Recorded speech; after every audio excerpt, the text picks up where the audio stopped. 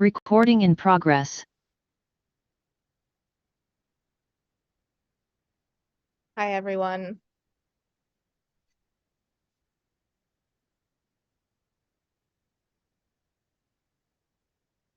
We know there are a lot of new faces here today to join us in this gathering for healing. This program, Mishaberach Moment, really began as a way of acknowledging our broken world and realizing that togetherness is in fact a form of medicine.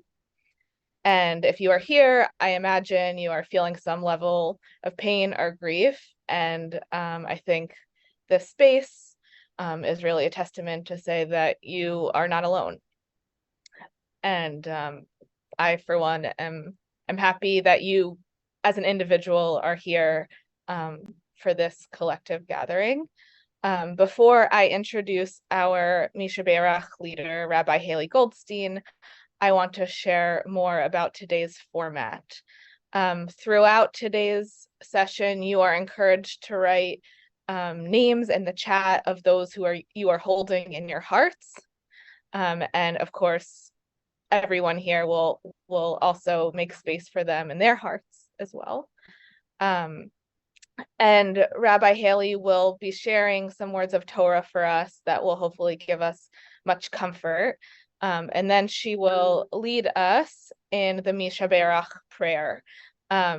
Once we conclude the Mishaberach, we will also have the opportunity to unmute to say Amen together and hear our loud collective Amen. So I will now turn it over to Rabbi Hayley Goldstein. Hi, everyone. Really honored to be here with you today. I just want to encourage us to take a deep breath right now and just really for the next 10 or so minutes to be present here together. So let's just take a deep breath.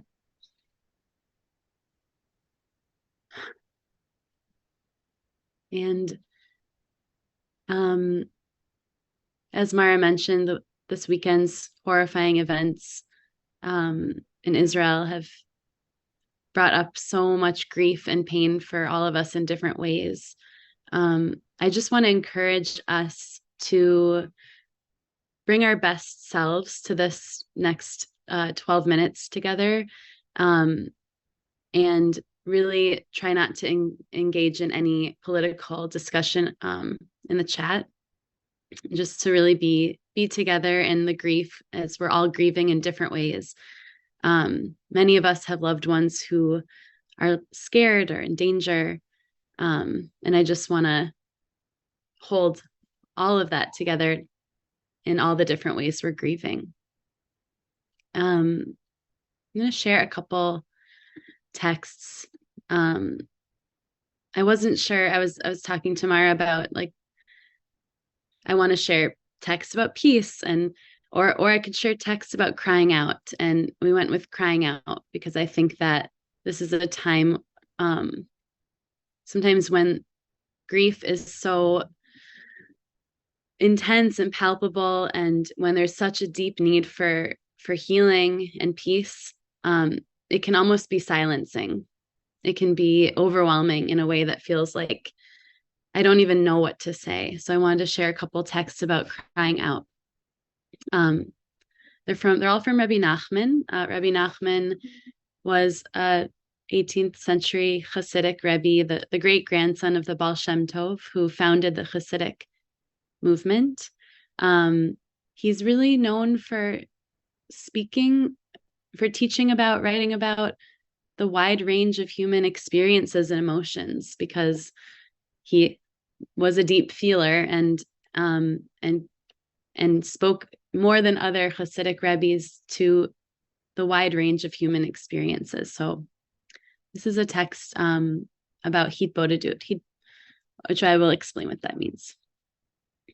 Hisbodus is the highest level of all, which means to set aside an hour or more to seclude oneself. I wrote herself to mix up the pronouns, which are all in the masculine in the Hebrew. To seclude herself in a room or in a field, and to express herself in dialogue with her creator, with claims, words of favor, and to request and supplicate before God in order for God to draw her close to divine service. And this prayer should be in one's native language, which is German in our country, because in Hebrew, it's hard to express oneself, and the heart isn't drawn after such words. And even if sometimes she doesn't have anything to say, she should speak to God about not having anything to say. And she should cry out to God that she is so far away that she doesn't even know what to say. And this in and of itself is tov me'od, very good. And you should know that many righteous people said that they only reached their level because of this practice. So hisbodus, which comes from the root meaning to seclude oneself, is the practice of really pouring out one's heart to the divine in their own language, which for many of us is English. Maybe for some of you it's Hebrew. Maybe for some of you it's Yiddish. Who knows what wide range of languages we have in this space. And in this time of deep pain, I want to encourage us to really pour out our hearts, and even pour out our hearts about not knowing what to say. So it can be like, for me at least, I'll just speak to my experience. I feel kind of like literally speechless. And I was at my shul yesterday for Simchat Torah, and I just felt like my mouth couldn't even like open, like the sounds couldn't even come out to pray. And I feel like Rabbi Nachman, who lived in a very distraught time, is speaking to this experience of like, we can, even maybe especially in those times, speak to God about not knowing what to say, about feeling speechless, about feeling overwhelmed. And as we move into the Mishaberach, we're gonna have some time to really cry out. Like everyone's muted, but we're all together in a way, and we can feel each other's prayers. And I think I just want to share one more text. He also writes about sighing and groaning. So Rabbi Nachman also says, see how precious the sigh or the groan, the krechts, that's Yiddish, of a Jewish person. It provides wholeness in a place of lack. For through the breath, which is the ruach of life, the spirit of life, the world was created. As is written in Psalms, you will send your ruach, they will be created. You renew the face of the earth. This ruach is also the vital force of human life. This is because a person's breath is their life force. As is written, all in whose nostrils was a nishmat, breath of ruach of life. Regarding this, the wise men said, to the extent breath is lacking, so is life. And sighing is the extension of the breath. It corresponds to erech apayim, patience, i.e. extending ruach.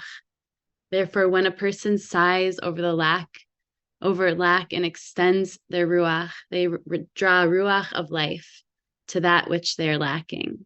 For the lack is, in essence, a departure of the ruach of life. Therefore, through the sigh, the lack is made whole.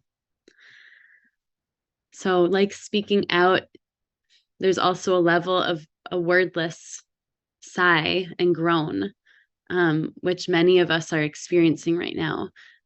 And perhaps it's a way that our sigh and our groan can be healing in and of itself, in its own kind of prayer beyond words. So I'm ready. Let's move into the Mishaberach. But before we do, I want to give everyone some time to enter into the chat if you haven't already.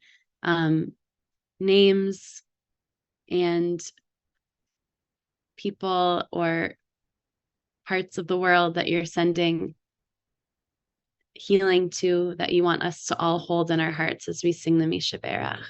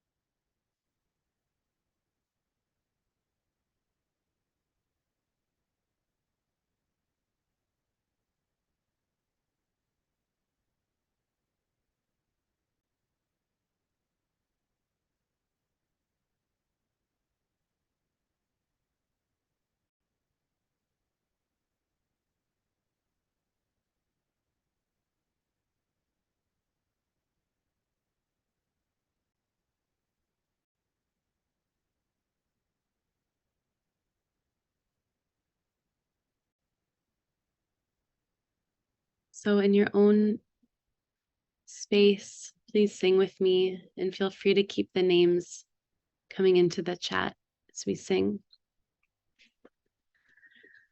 Mishaberachavoteinu Mekor habracha